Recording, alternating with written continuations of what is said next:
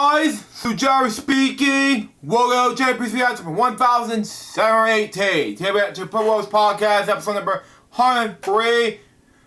Buve, I pronounced this last person's name, nickname's name, Harmon, the camera operator, Barney and Friends. Begin in 5, 4, 3, 2, 1, go.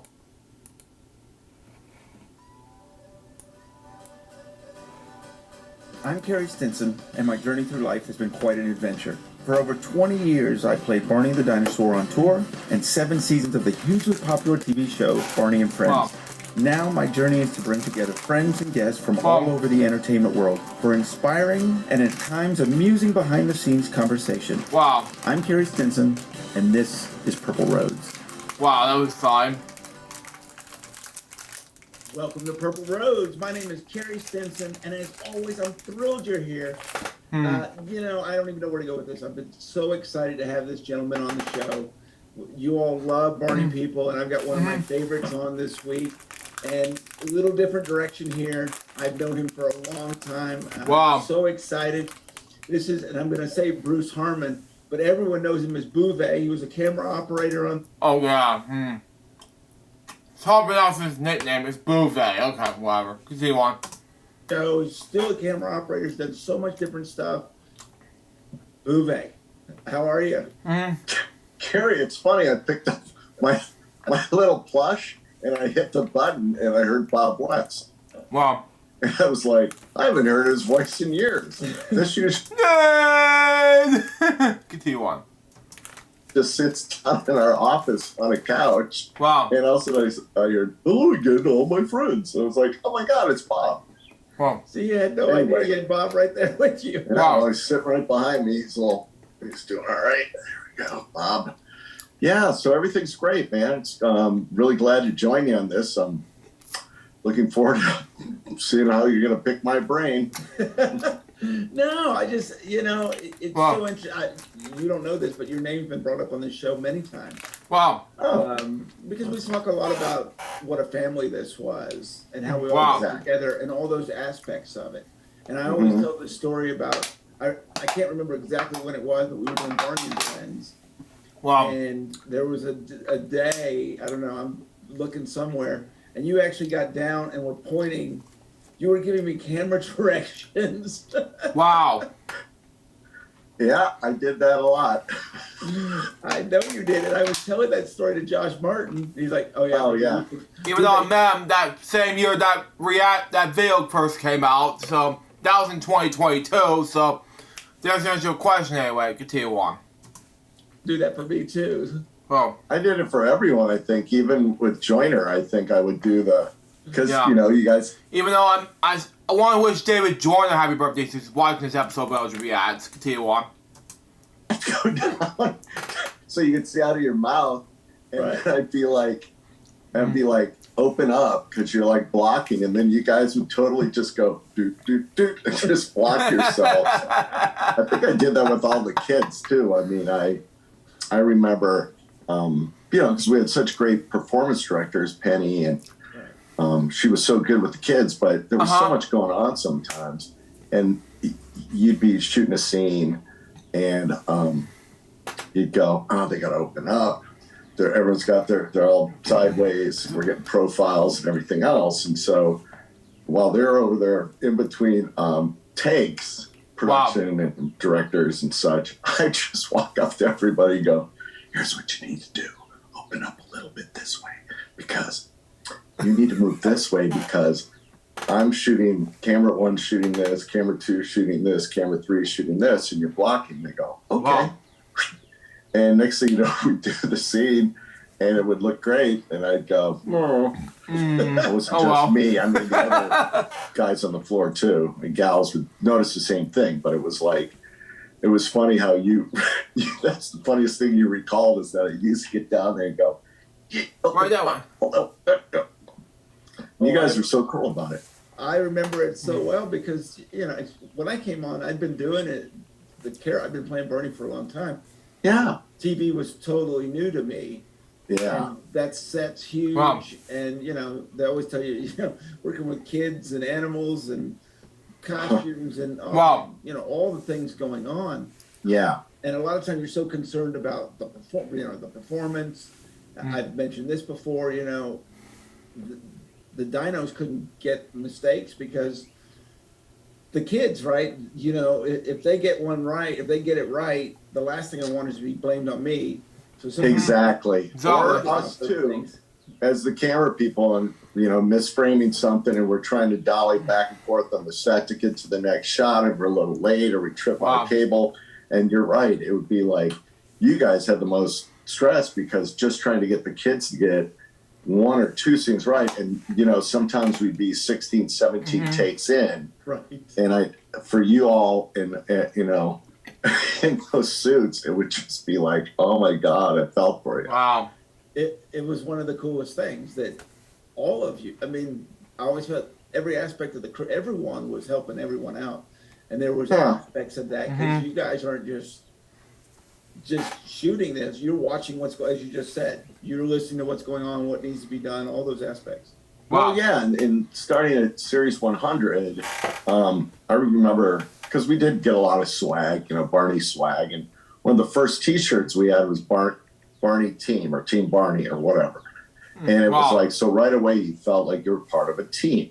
So you had that, it wasn't like, nope, you do your job, you do your job, you do your job, we'll direct and produce this, and that's the way it runs. No, it would be, hey, if you had any input, hey, what if we blocked it a little differently this way, or,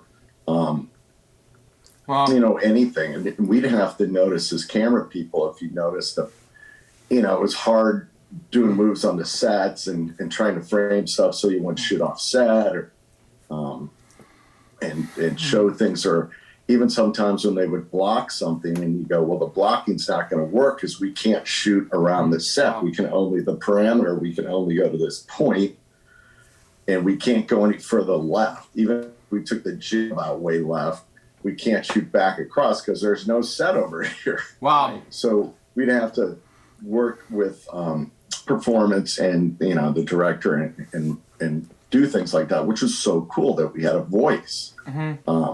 And we'd have to look out for a lot of things, just continuity type stuff. Wow. Or even though we had continuity people, there's so many props and there's so many things, and things are being picked up and moved as far as props. And then wardrobe, if the little things off here and there, and you're shooting multiple scenes, or takes, sorry, you would go, oh, wait.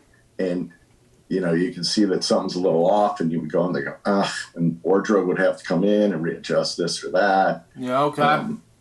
So it was amazing how much we were part of the team. And it was just phenomenal that I even got on the show to begin with. Wow. To work on it. So, well, that's a good place to start here. And I remember this, and I didn't mention this a second ago, we were talking, but did you do some acting at one point? Oh yeah. I thought.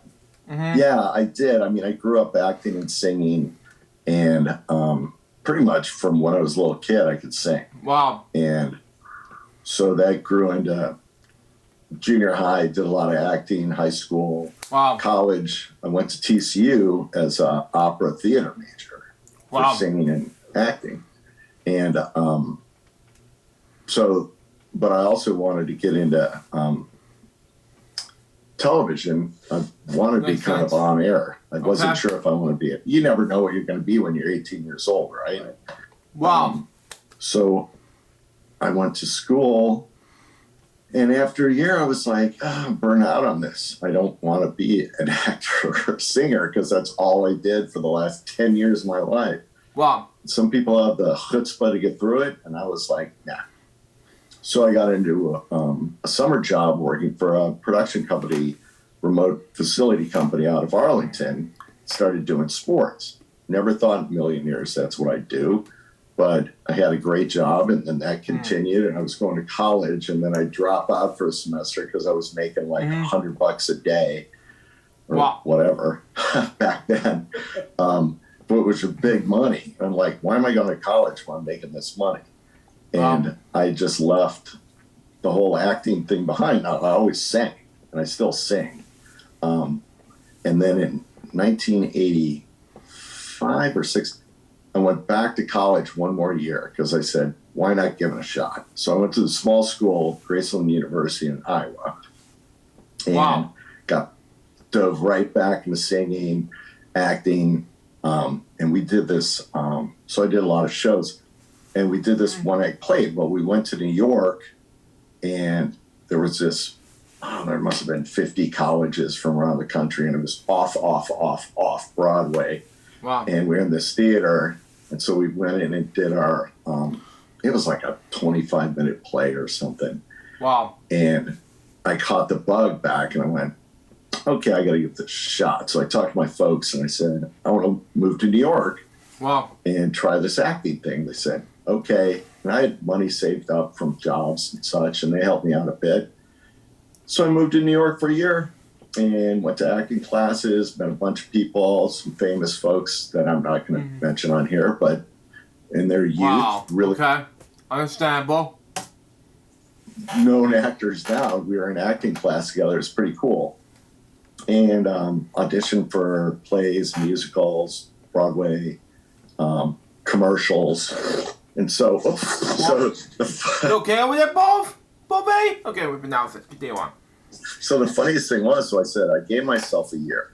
And if I don't make it in a year, I'm going to move back to Texas and get back and try to get back in the TV thing. So Okay. I had auditioned for this AT&T commercial like 3 times. Wow. And I was leaving on like May 15th.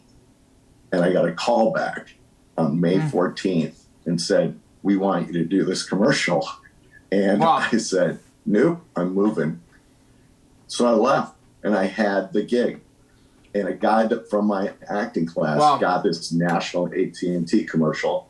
Might have changed my life. But honestly, I looked at it like, nope, this wasn't meant for me. You know, move on. But if there's any agents out there and stuff looking for 6-year-old actors, I'm still available. I think I can still read a script. But yeah, so I just got myself back into doing camera work, and it just took off from there. Bam. In the 80s, it was a lot easier as someone in their 20s to do freelance work because there weren't a lot of people doing that then. And there wasn't 19 ESPNs and 5 NBCs and 6 Foxes. There was just this and that. So that's where I ended up, is just doing sports TV and some entertainment, and then the Barney kid came along. And how did that happen? All right, so Heather Smith, and God rest her soul, she was one of the early ADs on Barney. We had talked, and I worked with Jim Rowley on some other corporate stuff and everything else. And I heard about this Barney thing. Now, this was after the original Sandy Duncan years. This was when they were going to PBS. It's like 91? 91, yeah, 91, 92. So I had heard about this, and I was like, I went to Heather and I said, listen, I really think I could really be good on this show, because being a former actor, I've done lighting design, set design, not like the people we had at Barney, but I did throughout high school and college. I just thought I had a good feel for how a multi-camera show would work. Okay. And so, you know, she basically talked to Jim, and Jim kind of knew me, and I kind of went in, and it wasn't like an audition, but I went in, and the other guys were a bit more seasoned than I was, but I guess I did good enough to stick on the show for whatever it was, 13 years. Wow. Okay. Something like that. Yeah. Yeah. So it was all just by determination, and I never had run a pedestal camera in my life or worked in a studio. No, but I thought that I had the skills, you know, to work on this gig, and sure enough, it worked out. And look at all the lifelong friends and all the great memories I have from that. I could have, I mean, I had I was doing like CBS baseball, and I did the World Series in 1992. And in 93, they wanted me to come back, and Barney was starting up season. I had to make a choice between one or the other. And I said, you know what, I'm going to stick with Barney. Wow. Because I had a passion for it. And we're so young and so excited about it. And so I kind of gave up that whole, and not that I quit working sports, but at that point in time, I was kind of on the up and up with CBS. And I picked Barney over CBS because I was like, this is something that I'll never forget and will last a lifetime. And here we are. Yeah. 30 years later. I know. What did I say? Lifetime, and here we are. Yeah. 30 years later. Yes, now over 33 years later, as I'm taping this episode of LJPCBM right now. Continue on. I know. What was it like? Well, I started in 91. Yeah, because you were doing parties. Yeah, I was doing the birthday parties and then PR for them. I probably would have met you probably 92, 93. Yeah. And then we did Radio City together, which I want to talk about, but I'm curious. We'll get to that one. Yeah. Wow. Yeah. But I want to get started on those early days because it's something that gets asked a lot about. I mean, I remember that set very well, and the way it was split. The playground, right. In the school, yeah. Right. I mean, it was so tiny. What it was very tough. Shooting and working on that. Well, it was so funny at Color Dynamics because we had boom mics too. We had freaking boom mics. Now, if we had pictures of how much area we had to work in, when you had boom mics take up like this gargantuan amount of space for the guy to sit up there, bring the boom in. Plus, we had 3 cameras and a jib. I think we had a jib then. Yeah, we did. So you have all this equipment crammed in the middle of this. There's one set over here. There's one set over there. We'd spin it around, light that one up, spin it around, light that one up. And it was tight. But we got a lot done in there. I mean, those first couple seasons was like pretty amazing. And just the camaraderie. We used to go, when we were all good knees and such, we'd go on the back loading dock because it was still a printing company, Color Dynamics. Wow. So they had a loading dock back there. We'd all play hacky sack. And we'd have group hacky sack, 15, 20 people. We just bam, bam, bam. That was our lunch break. And then we get back in and do our gig. And then some of us, when the whistle blew at 5 o'clock, we'd jump in our cars and race down to Reunion Arena and do a Stars game or a Mavericks game. We were double dipping. Wow. Because we needed the money. But the money. Yeah, exactly. It was crazy times what we would do. And oh my gosh, long days. But when you're young and you're making money, it was like, no worries. Next morning, get up, crack of dawn, get back to the studio, do it all again. It's so funny. I remember when I finally got to do hacky sack, and it was like, you're there, right? Like you're part of the group. I knew all about the hacky sack for all. When I finally got to do it, I was like, oh my gosh, I'm part of this. I'm part of the group. We had so many great pranks back then too. All the just dumb stuff. That I mean, because we were having fun, right? And it's a bunch of creative people. Yeah. That I mean, because we were having fun, right? And, that's why I thought you said we're having the F word. I'm not gonna say in the episode of LJPCBM. I think it was 2-1.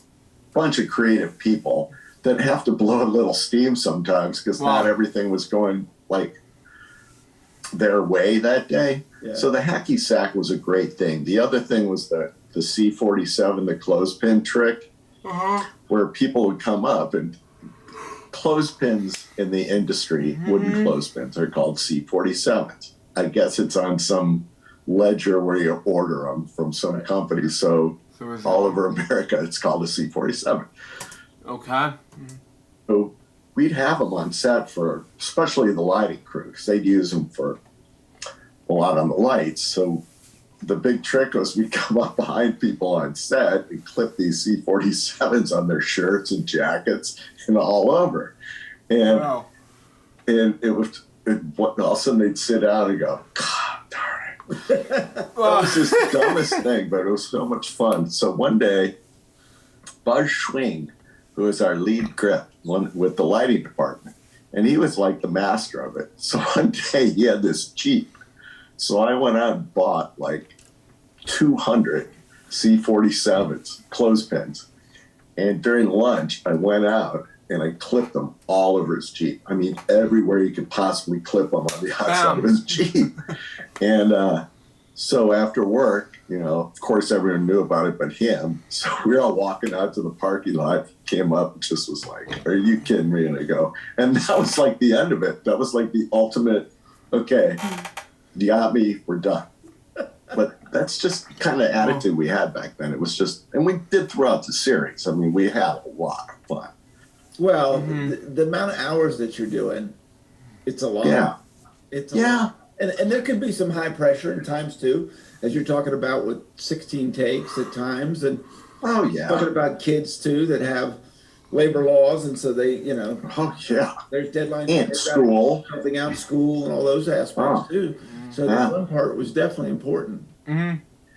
Yeah, it definitely was. And we'd get frustrated because it's like, how is that not? And everything's ISO'd and you're just doing a line cut and they're going to go back and edit everything.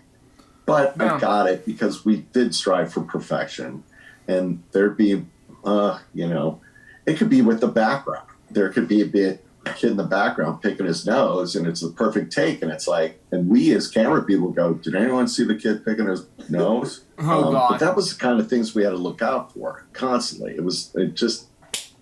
But it made it great. I mean, it helped me, if you want to get to that point yet, but as a sports photographer, working on that show made me so much better because I understood framing, content. You think in sports, it's just like follow the ball, whatever sport it is. Yeah, follow. Anyway, continue on. No, it's Christmas already passed. Anyway, continue on anyway. Follow the puck.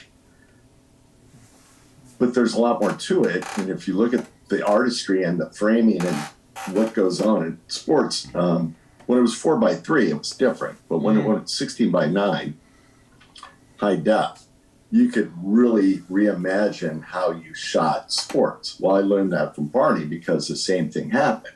When we went from 4:3 Barney to 16:9 Barney, near the end, it was a whole new planet of, rethought. How can we, set up these scenes, look at these shots. And it's the greatest thing on earth. It's like what we're doing right now. I have my phone in 16:9 and 4:3.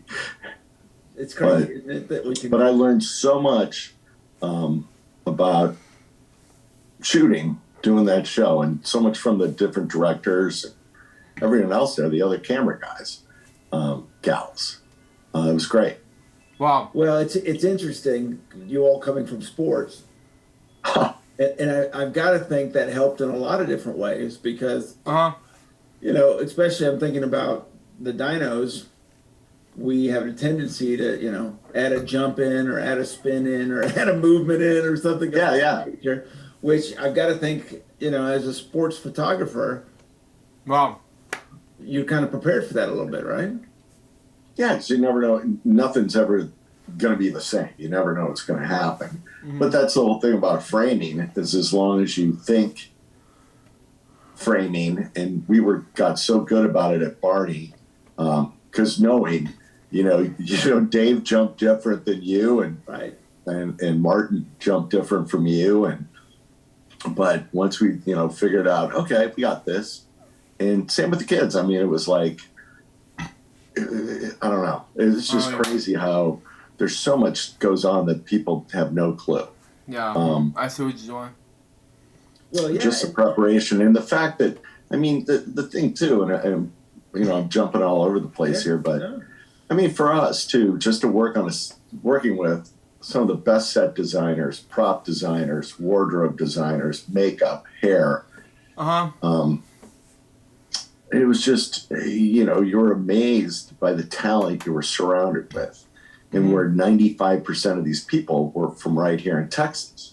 And people all over the country will always go, "You guys shot that in Dallas?" I'm like, yeah, we did at 3 different studios, or quote unquote studios, but we did. And they're like, really? And I said, yeah, most of the talent, most of the kids were from Texas, I believe, not all from DFW, but pretty much everyone in the skill positions on that show were from this area, which is just mind-boggling, the talent that we had here.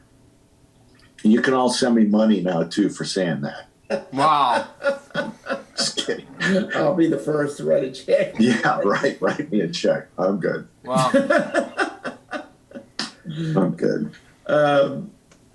Well, you know, there's a part for us, too, and I can speak for myself that, you know, it's intimidating because like I said, I've been on the road for a long time. I knew a lot of you. I'd been around the set a bunch, but and I'd worked with you several times. But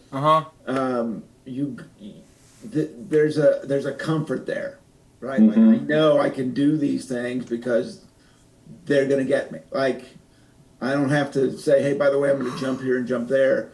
I'm gonna do these things. Like, everyone had you, whether it was the you know, wardrobe. Obviously, Bernie wore hats and all kinds of different stuff. Yeah. The prop department, all the things that they were doing. I mean, I can go on and on. But there's such a comfort to that.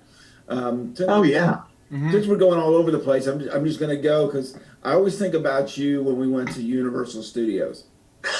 Wow. I always think about you when we did that video, the Land of Make Believe. Yeah. Even though I'm planning to do it as a board jokes pretty soon. Continue on. That was a mixed crew. We had some people from Orlando. We did. And then we brought some of the Barney people. And wow. It was one of the most difficult, one of my favorite shoots I ever did, but it was also one of the most difficult because those locations, we had to shoot it in a specific time and then we lost it. Yeah. And I remember being on that bus. Remember that thing? It was like a trolley. Yeah. Trolley difference. Continue on. Wheels on the bus. And you were down there, and I felt comfortable because I knew you were there. Wow. Yeah. I mean, that was oh my God, that shoot was great. Yeah. I just remember just coming up with stuff with Fred, and we were pulling ladders out. We're going, hey, can someone get us a ladder? And I'm climbing up on a ladder with a handheld camera trying to shoot a scene, and just everything we did and how bad the weather was.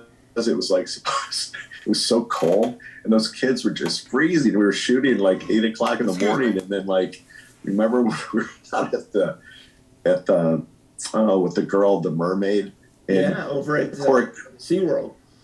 Yeah, and speaking of SeaWorld, it's a long story for me. I've been there twice. One in 2000 when I had a broken arm in the SeaWorld Jungle Gym with a bad playground. I was the first aid at one point, you know, and I was in the hospital at Orlando. I'm not joking. It was in the hospital, so, and at one point. And then I came back 15 years later in 2022. That was a great experience back then. So, there you go.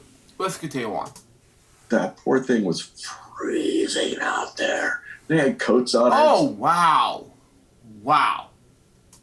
And then we'd shoot us and she'd take it off. I go, what a pro. I can't remember her name. I'm sorry, but she was fantastic. All the kids were great because it was brutally cold in the mornings. Well, on that part, but then do you remember how hot it was in some of the afternoon stuff we were doing? Yeah, it was just this whole weird thing. The after party, though, was one of the greatest of all times. But wow. I don't want to, because I could go into after parties on this thing for 30 minutes for every show. Radio City Music Hall, that New York party was great. Universal was great. We did a live show in Phoenix, live to tape. Right. That was really fun, and a good friend of mine. So they were like, do you know any local camera guys in Phoenix? And I know guys all over, and gals all over the country. And I said, yeah, my buddy Kerry. And he had, at that time, like a 5-year-old son. And so I said, hey, what about Kerry? And he always gave me crap about shooting Barney. And I said, well, they called him and said, hey, we're shooting live in Phoenix. Would you like to work? Well, of course, like anyone else, it's like, Am I getting paid? Yeah, I'll do it. He turned out to be the biggest Barney fan on earth. He couldn't believe how cool our whole crew was that was there. We were able to get tickets for his wife then and his son to sit in the audience live. And I couldn't think of a guy that you would never have thought would never become the biggest Barney fan ever, just because it was like, once you're part of the group and you see what it is, it's pretty special.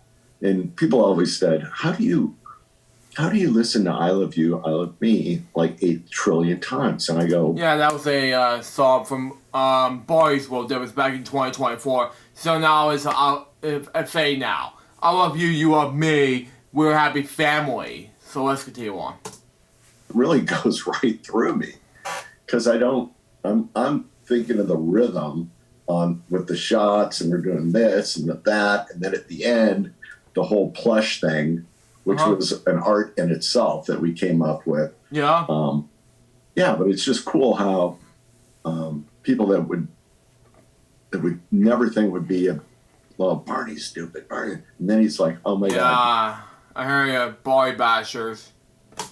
No, and my son wouldn't stop talking about it because he got to see him live. Mm-hmm. So that's the specialness of Barney. Well, and seeing those shows, we did Radio City together, and then and then the one you're talking about in Phoenix. When you get to see the kids' reactions to it, I mean, I'd say this all the time. It's absolutely changed my life. When you see kids say the "I Love You" song, I think when the crew gets to see that, you get out of the studio and you get out to see the live thing. I mean, if that doesn't affect you, how many? What is there? 4,000, 5,000 people at that show, and obviously Radio City is, we sold that thing out. Oh, so several days. Yeah. Mm-hmm. Yeah. And I still have friends to this day. They go, oh my God. And they always, because of their kids, and they always go, who was the Winkster? And I said, well, it was like several people. Yeah, David Vossen actually to play the Winkster. And it's a hero thing for me, in my opinion. He saved me! He saved me!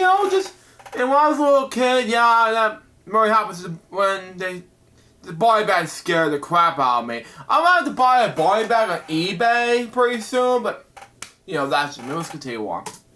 Why they could pop up at different spots at the same time. But I mean, the whole thing is that, the react you get, it's just phenomenal. I was just blessed to be on there. And like I said, it taught me a lot. And not just, working with people, definitely. And having patience with people. Yeah. Because there are times when you're with me, and you're like, I'm on already. Can we do this?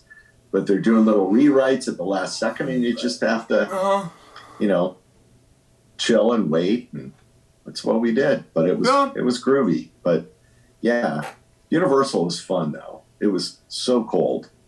It's so funny you remember cold. I remember hot. Well, because you're in the suit. I'm in the suit. You're in the suit. Yeah, exactly. Carrie, and Buve. The mix between the two. Yeah, and because Carrie's in the suit. Yeah, and then that's a point too that it was cold for Buve. It makes sense because it's over. Anyway, from the Boys season 4 or something. Yesterday. So like that. Let's continue on. But I remember, that scene. Oh, you were probably in a trailer with hot coffee and stuff, and we're out there gearing up at 6:30 in the morning with the lighting guys trying to figure out how to light it. You finally come out of your trailer. I don't think that's exactly what happened, but I know I wasn't there at 6:30. I don't think we had trailers in Marty. We didn't have trailers. That's funny though. We didn't have trailers, but I just remember that was such a cool event. But I remember the importance of having you there and having some of the crew that we. Thank you. We could just rely on you. And I remember as we were doing it, you knew how to talk to me. hey, you want to lean a little to the left? Hey, you want to? I mean, you knew everything, and you and Fred, like you said, were connected on all that. And I just don't know how you pull that off. And those ordinary times, if you have someone that does it. I mean, I understand the professional, and all that, but there's something about someone that's been doing that for, as you said, my gosh, 13, 14 years at that point. Yeah. Wow. Yeah. I mean, it's hard to believe it was 30 years when I started working on there. I was young. Now it's 43 years on the tape of this episode of LJPCBM. Continue on. But what else was I going to say? Well, I got tons to say. I mean, I don't know what kind of stories you want. I mean, the Josh story when he caught on fire was one of my favorites. Well, Wow. Even though I saw these, I did react to the one point Purple Tales podcast. I did react to his Purple Rose podcast one point, and I did react to his Jake's Having a Nostalgia Show interview at one point. And I did get a chance to meet Josh Barnes in 2022, and that is in Savannah Comic Con. That was a great experience for me. Continue on. That story. I know, but from my perspective. Well, that's why I want to hear it. No, I want to hear it because we've never told it from someone else's perspective. All right. Wow. So anyway, that's when we were in Las Colinas, right. And so Josh is over on the left side of the set. I'm usually camera one, I was on the left. So we go 1, 2, 3, and then the jib would move in between. Right. So we basically had 4 cameras. So I'm closest to Josh, and he's in the suit. We're getting ready. I look at him like, is that smoke coming out of the top of his head, out of the suit? And all of a sudden, Josh is like, So we and I'm sure this has been told a trillion different times. Sure. Wow. But I just remember jumping off headset, running over, and pulling that thing off. Wow. And he was like, what the? And I was like, oh my God. And next thing you know, we canceled the day because he needed to go get checked out because he just smelled a bunch of electrical cable. Right. And from his fan.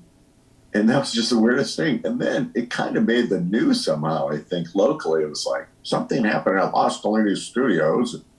I was like, how did anyone get that intel? Because it was a pretty tight-lipped area when we were doing Barney. I'm so always paying this point because, when it's like, when he's saying popcorn song and all of a sudden you hear smoke going on. Yeah, that was painful. I did talk about it at one point in my Boring Jokes episodes on. I don't remember the movie or one of the Barney shows' names, or home videos rather. It was smoke, because and I had to cancel the date. How much is gonna go on? Because I'll talk about another LJPCBM episode of Purple Rose or anything like that. But, it was a mix between the two. How much Josh Martin is in the suit, and also he was going to the hospital. Yeah. But it makes sense. Let's continue on.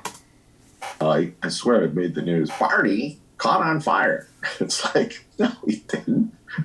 No. Right. That's the part that always cracks me up with that story is it gets... No, exactly, because Josh Martin did, not Barney. Mm-hmm. Bigger. Like most stories, right? Right.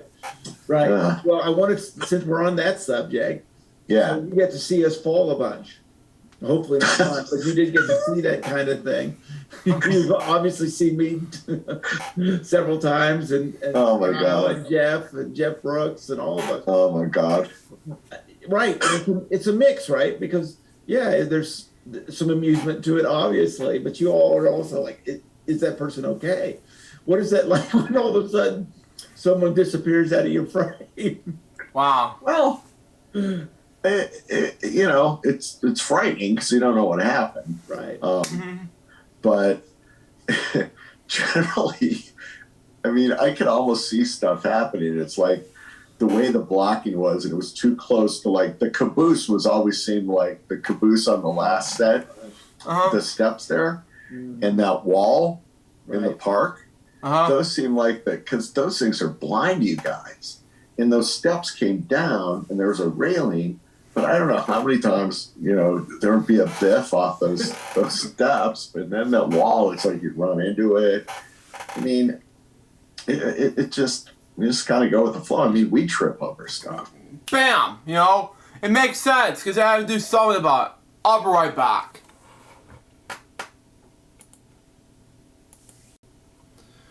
I'm back, folks. Sorry about that. I have to check my space in order to do this taping of LJPCBM episode 1018. Let's continue on.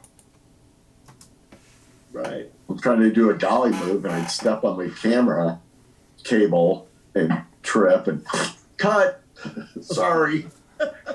Well, and then Brooks would give me the dirty look somehow in the BJ costume. That guy, can I talk about Jeff Brooks for a minute? Please do. Oh my God. Wow. That cat cracked me up, and he had the greatest cackling laugh in the history of laughs, and he still does. And he's going to do it when I say this right now when he watches this. But that guy could absolutely bring a room to tears just from his laugh. Wow. And see, you guys were pretty calm in the costumes, but if you got Jeff going in there and you'd see that little head bobbing and stuff, and I'd sit there and walk up to him and say stuff into his fake ear because it's a costume. Right. It was. I'd come up and get him laughing, and they would get so peed off, and the production people go, "What are you guys doing?" It's like, just it's in between takes, having a little laugh, and just to get him to laugh, absolutely crush me. Well, it's basically Jeff Brooks, ladies and gentlemen, and he's a Canadian, by the way, from our Canadian side, and he's a dwarfism, by the way, and he just does BJ. So, and the costume actor, by the way, from 1994 until 2002, and he does BJ. So he does a great job of that, by the way. So, in any way, shape, or form. So, wait, hold on. Is he BJ that year, the following years? Hang on. Go wrong. I misspelled his last name wrong. Hang on. Yeah, I was right. He resided in Dallas, Texas. There we go.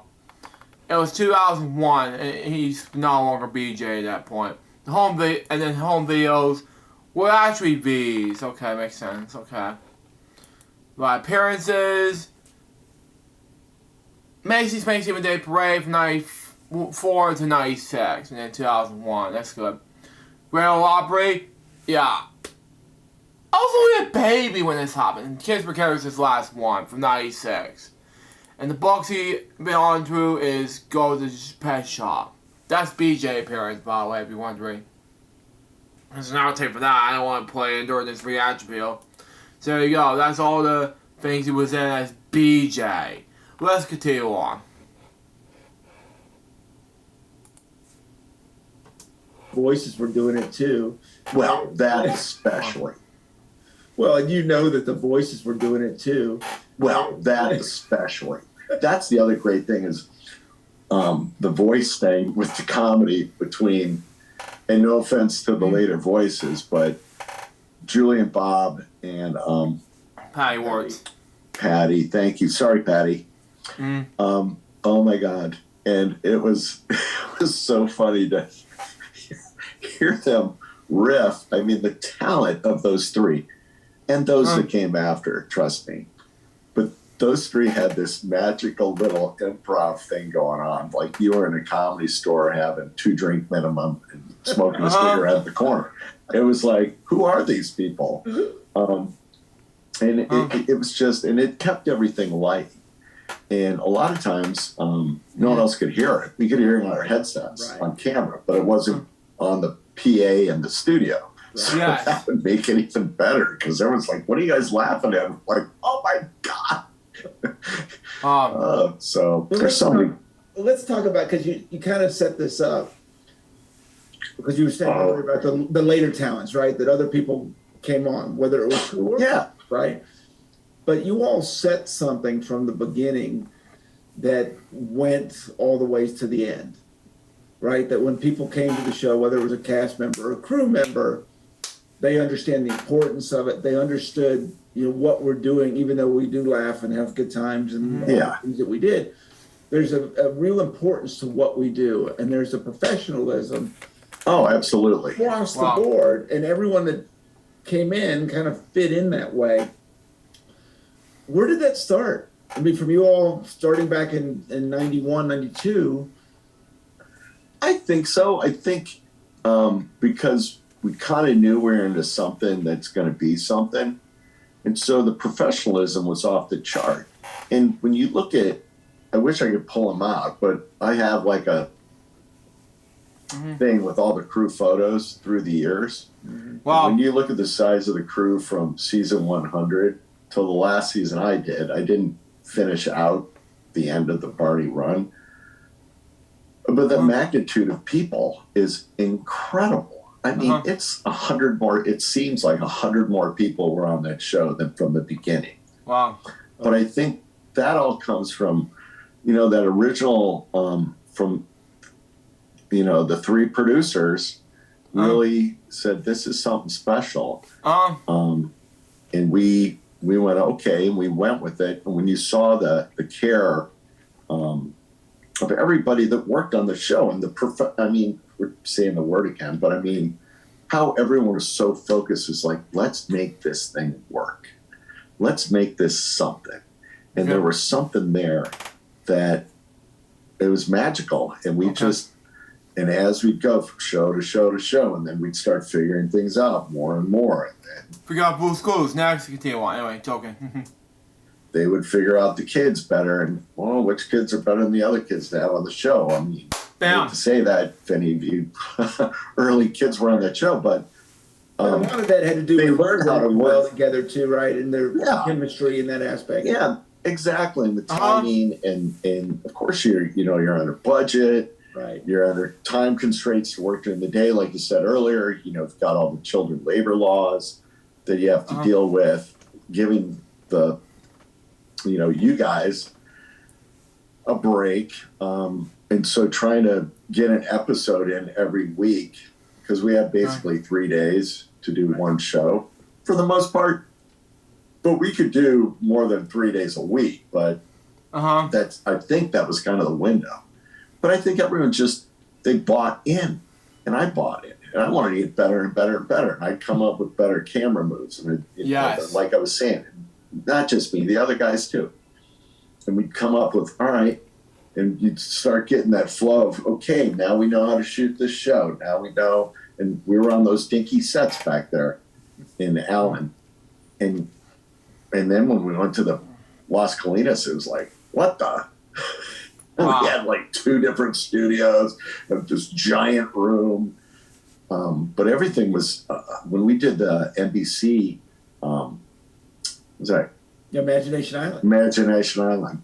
Yeah, Imagination Island. And that was massive because the budget was like, oh my God, we have a tulip crane. And I'm up on this tulip crane doing moves, and we're doing these big dollies, and we're doing all this stuff. And the budget was like, and the set people. What's a tulip crane? A tulip crane? It's like, I'd have to show you a picture. It's basically a camera that's up on it's a hard camera up on a jib. It's not a little camera where this guy operating it. Right. You're actually sitting up in a chair, and you have someone moving you up and down and moving you around and round. And so it was really cool to have one of those. It was like, woo, we got money. and we had choo-choo tracks, so we had dolly tracks, and it was incredible. It was like, wow, Barney's really made the big time. What was that like when you started realizing, right, from doing the little show to all of a sudden the popularity starts coming in? Yeah. I think more than the popularity, it was the meaning to when we'd have like, and my God, when we'd bring people in and I never liked the word special needs, but, people that of any age that would come in and do the meet and greets with Barney. Mm-hmm. And that didn't happen early on, but as Barney's popularity increased, there was I mean, that's what took your heart and went, wow, we are doing something special. Okay. It could be a 50-year-old man, and he can't even talk, but he can say Barney, and you just go, what? And it would just make you go, wow, this is why we do this. And not one of the reasons, but it's just, it would just, and I don't know how you can control it, because those kids would come up, or adults would come up and give you a hug, and you would feel that real. And I don't know how you could, contain that in there. That was just something that's when I realized, oh my God, we're something. Something, okay. Yeah, it was unbelievable. Mm-hmm. And you witnessed that a lot more than me, because you would go, to hospitals and wherever, and to see that, I mean, shit, it just had to make you feel pretty awesome. Oh, it just fuels you to yeah, it's a fuel to do more. It's incredible. Radio City, we got to talk some Radio City. Uh-oh. I feel like it was I really remember you. I remember going there. That's when I learned about the actor aspect. I learned a lot. And because I said, I used to live here in New York as an actor, the Upper West Side. I don't know if you the said Coldwater Flash. Something I like was that. a bike messenger. Scariest job in New York. That was probably my second time in New York. Wow. And it was definitely my first time at Radio City. Yeah. Definitely my first time at Regal Royale. I don't think I'd ever stayed at a hotel like that. Oh, that was pretty nice. And that's when I really launched onto all of you. I think that's where, we were kind of this one big team going into this, because, and I've talked to Dennis DeShazer about this, and, the Grammys was just coming out, and here we're coming in after that production, and that was crazy. We worked with the Union before, Union won there. Oh my God, it was awesome. All of that stuff is incredible, and make my job easier. Well, and we never got a full rehearsal. We never actually ran that show all the way through. No time, Ace. It's like, here's your window, get her done. Wow. Oh, and by the way, I'm sorry about the elephant smell.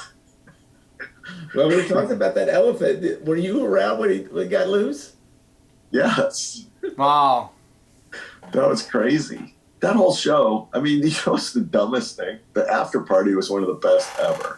And that's when Jeff Ayers got engaged to Mrs. Ayers. But my favorite thing was, so the Grammys are going on, and I get in an elevator, and it's Brian frickin' Wilson. Oh, wow. Wow, the late Brian Wilson, yeah. Wait, the Beach Boys? He's got a guy with him. Door closed. And I've had that several times, but to me, Brian Wilson is one of my most, favorite musicians, top 5. Yeah, God rest his soul, Brian Wilson of the Beach Boys, Let's see.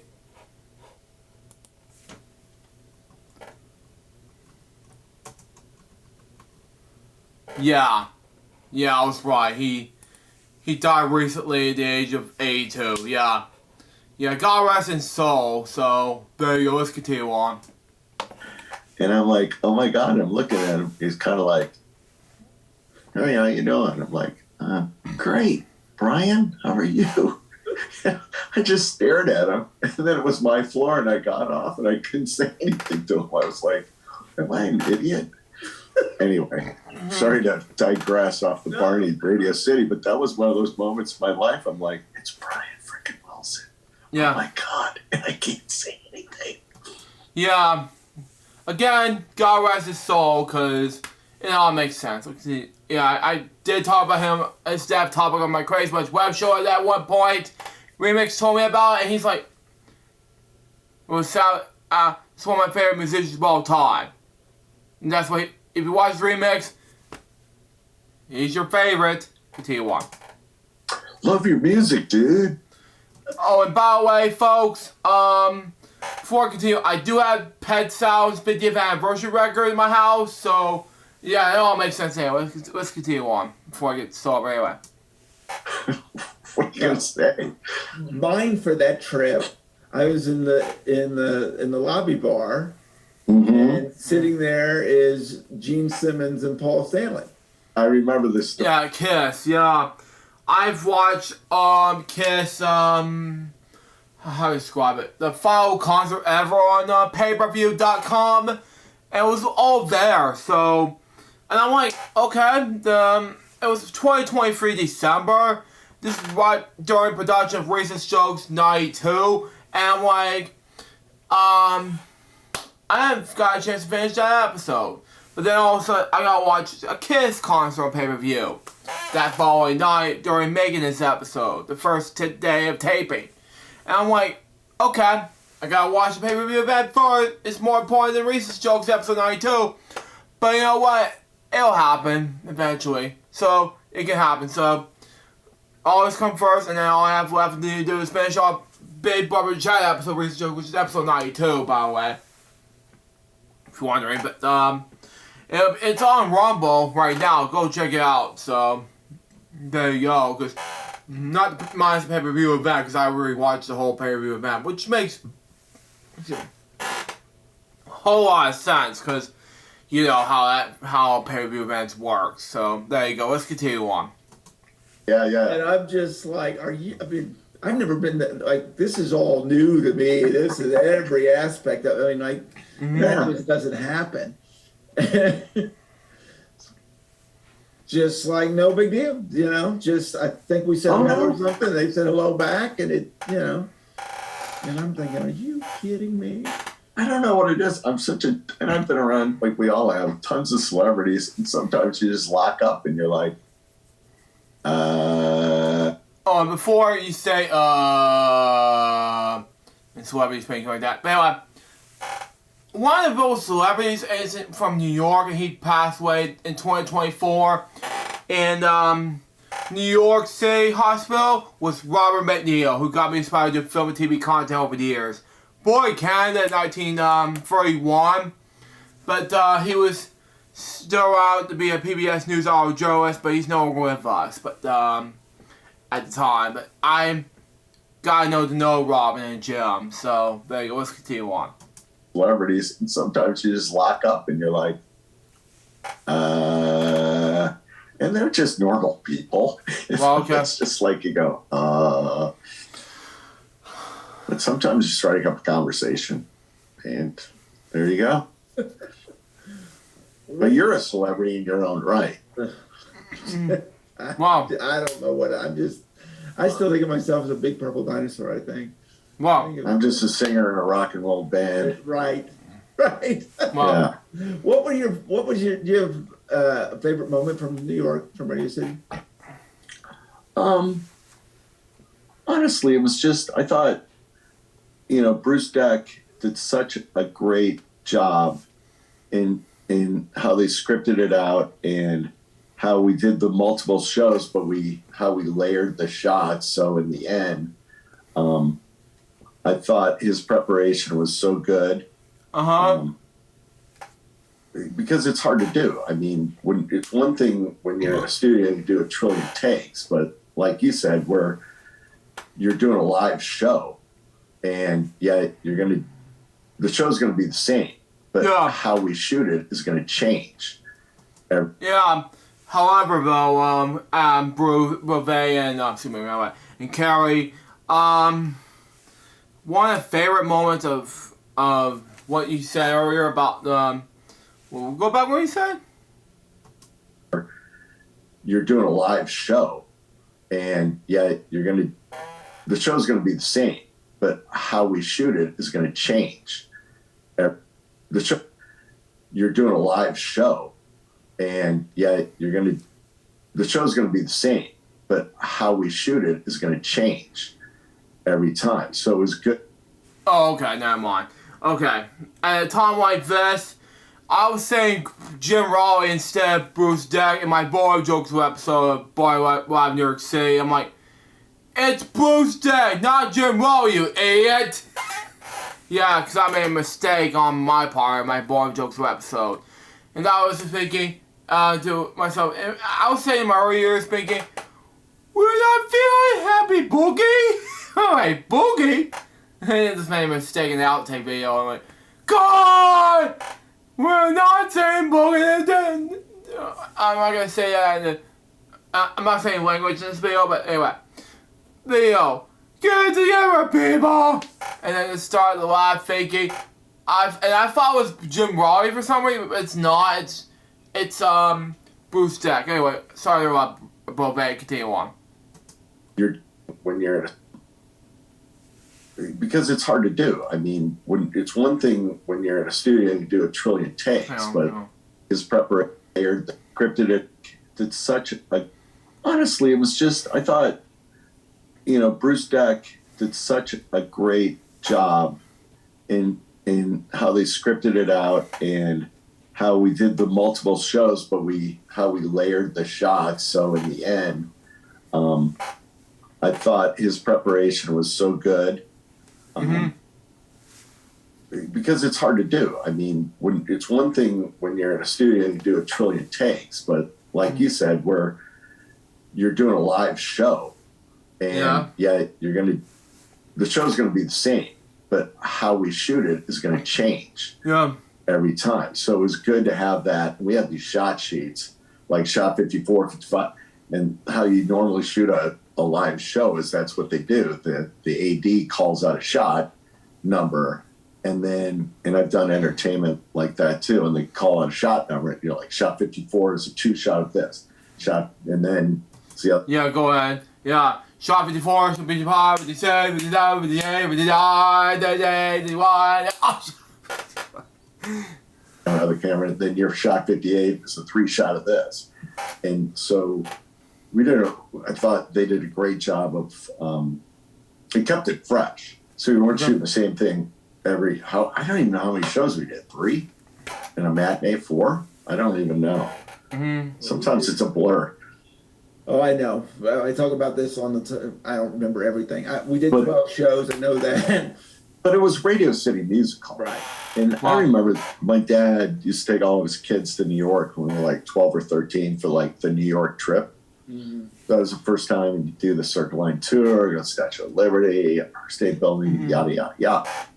Well, I remember he took me to the Rockettes. Because it was like Christmas. Well, it's winter or whatever. It was pre-Christmas, but they performed for like a month. Right. And I just remember going there and seeing the Rockettes, and it's Radio City Music Hall, and you're like, oh my God. Even at 13 years old, you knew what it was. Right. How famous it was, and just the marquee outside, you walk up to it, and when you saw Barty live on the marquee, that was like, what? Wow. Really? Wait, did you say marquee is the Britain side? I don't know. What's the one? So cool. There was just so many great aspects, but yeah, it was fun. Okay. It was definitely fun. The differences on the 3 sets for you. Going from Allen to Las Colinas to Carrollton. Marsh Lane, I called it. There you go, Marsh Lane, which was a because warehouse.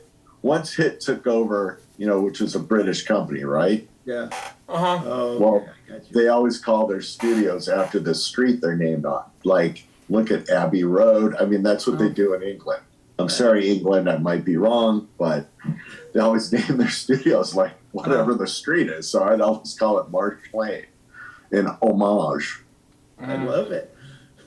But I would say, Las Colinas was so big and we had so much space. Now, they were also shooting other things in there, not often, but there was just so much room that we had the massive schoolroom, and then we had the massive playground thing, and then we could build a whole nother thing, and it's like Imagination Island. We just like built a jungle in there.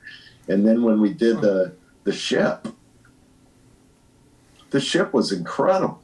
Having that ship in there, you couldn't do it anywhere else now, so you had to have Las Colinas. But yeah, and then Marsh Lane was nice. And the good thing was, across the street was a diamond store where I went over one day and got my engagement ring for my wife. So it made it convenient. That was 17 years ago, 16 years ago. Wow. Mm-hmm. Time Yeah. flies. It does, but Las Colinas was. And what's so funny is none of them were easy to get to from where I lived at the time. Wow. It was about commuting, and I'm like, I hate commuting. Well, in the hour, you're in the middle of traffic, weren't you? But it was just long days, but it was all good. I mean, they all had their own unique personalities, the sets, and again, that's totally to the set designers and the lighting designers, and how they made those spaces work.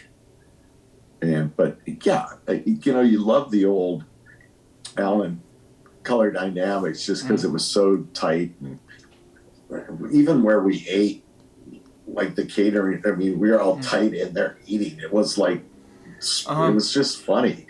It felt like that's the way this thing grew. It went from this to, I gotta lean back, this, and then kind of went back to that. Well, and I got to get your perspective here. So Marsh Lane, obviously, Demi Lovato and Selena Gomez came. Yeah. Wow. And I've always said we all kind of knew Selena. Yeah. And Demi, which is I got to get all this right, but I kept trying to remember which kid. My brother worked at a car dealership. I don't think it was Demi. It was another girl that was on the show.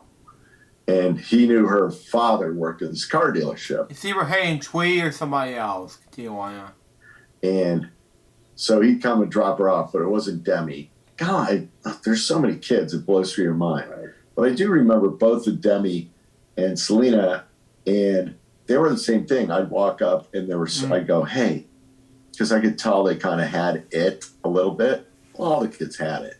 Wow. But you could tell.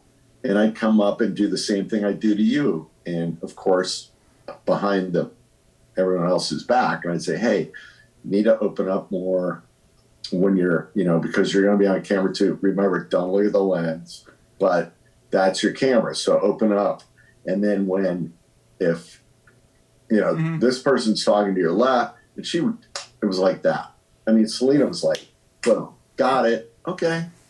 And Demi was too. They were pretty good.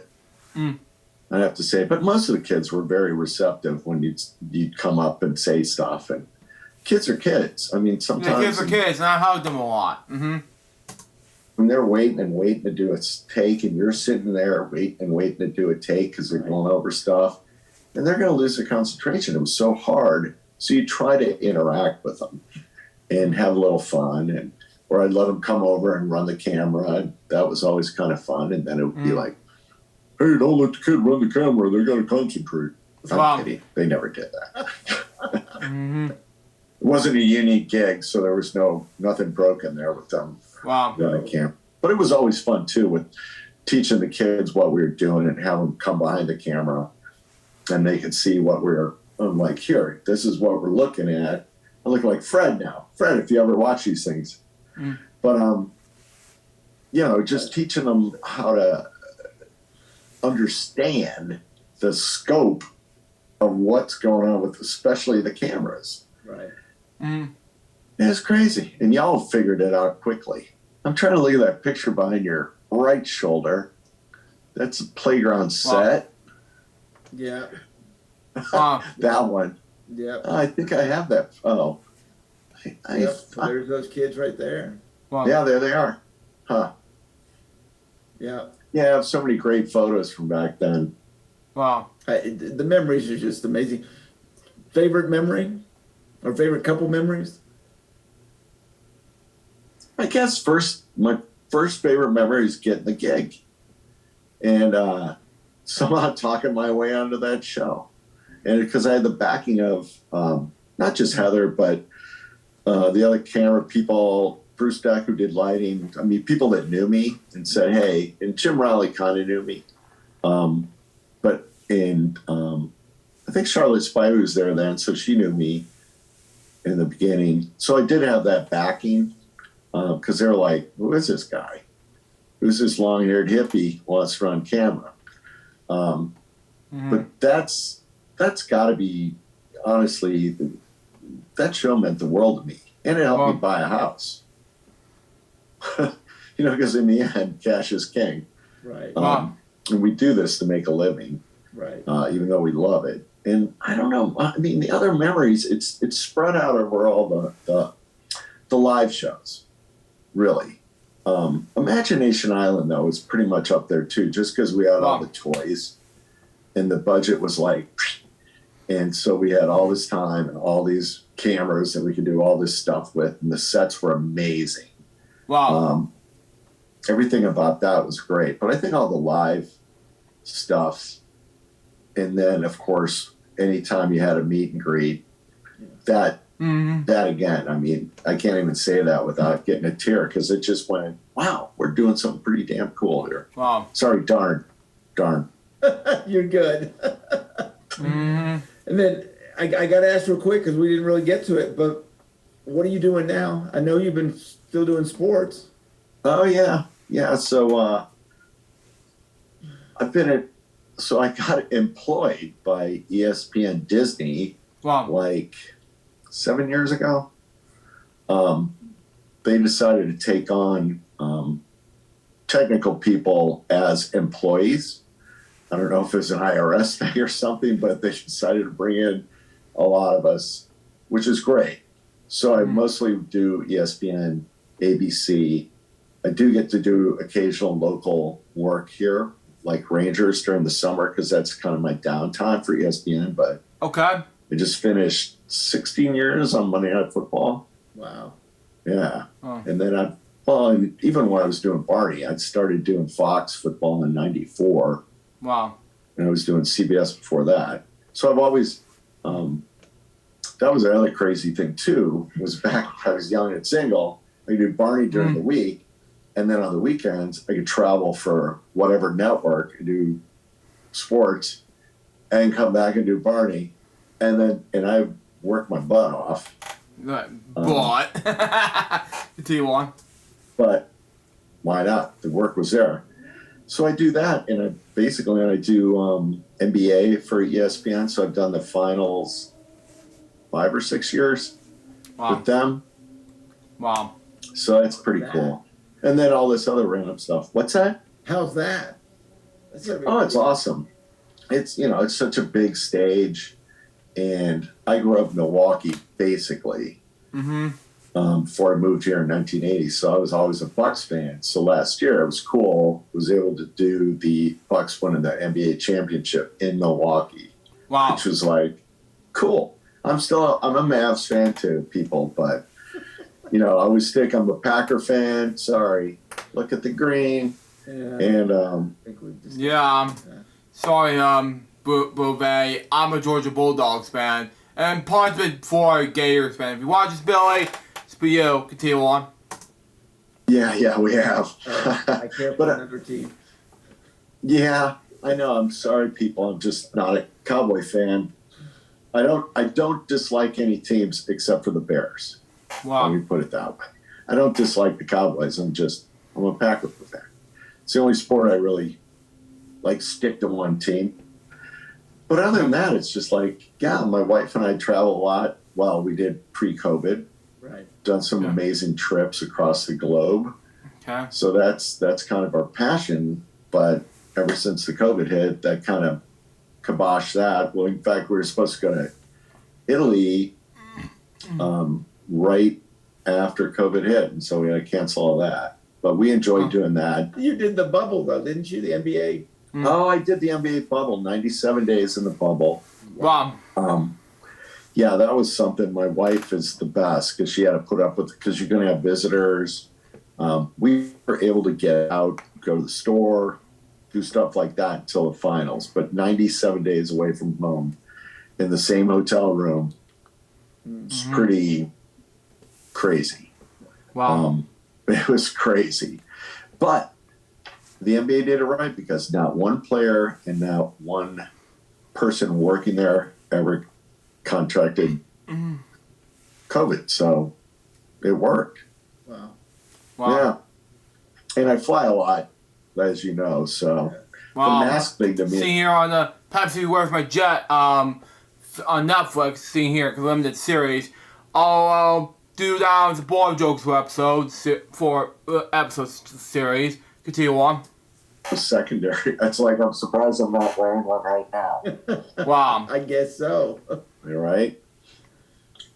Buve, it's just, I feel like I could just keep talking to you all afternoon. No, I know we could, and hopefully you'll edit most of the stuff out when I said bad things about Bob West and Patty, and I couldn't remember Patty's name. So horrible. We're friends on Facebook, and I couldn't remember her name. Yeah, you did edit some of the parts out. Not all of it. If you're watching this, Carrie, it's for you. But back to me. But I'll get a chance to react to some for LJPCBM. So continue on. To remember, but no, I mean, I have so many great memories, and I miss everybody. And we used to have so many great happy hours at the end of the week. Mm-hmm. Sorry, kids that are watching this, but this crew had to unwind sometimes, and we would go out, just have so many laughs, and just enjoy each other's company away from it. Was there stress involved with the job? Sure. There are deadlines, there are things, but honestly, it was some of the best days of my life. Mm-hmm. And my feet would be killing me at the end of the day. Same with you, and same with everybody else. But in the end, was it worth it? Yeah. Absolutely. Yeah. Well, I can't thank you enough for being on. You're welcome. Even though I don't do this anymore, so like Buve is doing right now, but that's just me. Good off. Thank you for watching Purple Roads. Remember to keep your eyes, ears, and your heart open, and you'll find your Purple Road. We'll see you next week. Well, that was a thumbs up. That was nice. So was Purple Roads Podcast, episode 103. Hold on, let me mute this real quick. What I think about this whole Bruce Buve Harmon episode, well, that was nice of him when he was a kid. But camera operator Barney Friends, he was amazing as a camera operator. Let me tell you that right now. Okay. So far this episode was a success.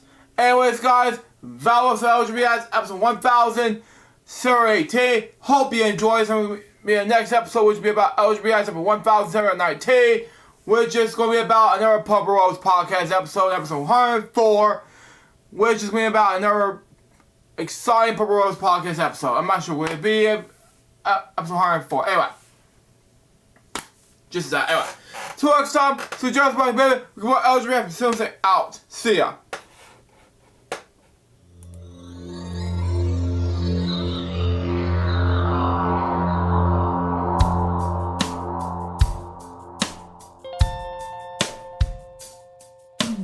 Given unto me this life I'll never take for granted, and given all the time I failed to really understand it, I never sought to meet the maker of reality, the one who gave the life that which is always happening, but I tried all the time.